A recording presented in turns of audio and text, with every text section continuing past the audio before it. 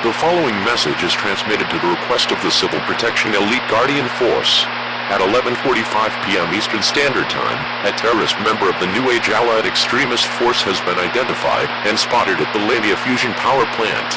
He was described as an android in his 30s, 7 feet, 10 inches, orange glowing eyes, black armored helmet, metallic titanium armored skin, has a VH-47 and flamethrower built within his right arm, a HFG564 Gatling Cannon built within his left arm, and a jetpack built within his back.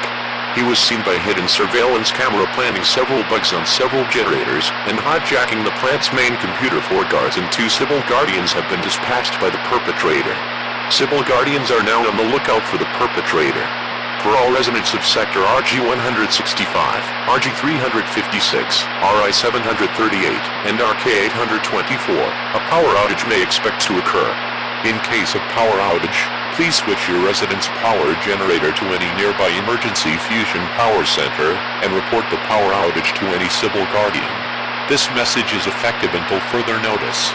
Please tune into your local broadcast or cable station for more updates.